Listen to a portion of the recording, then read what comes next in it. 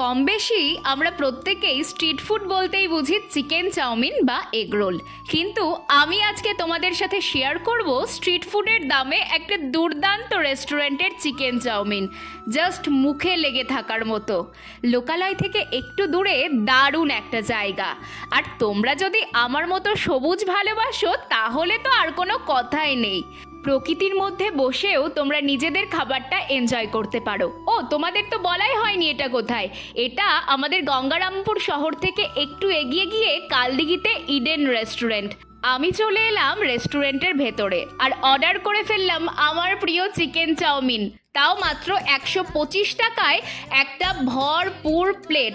Trust me, এই chicken chowmein একবার খাবার পর তুমি বারবার খেতে চাইবে, এতটাই টেস্টি।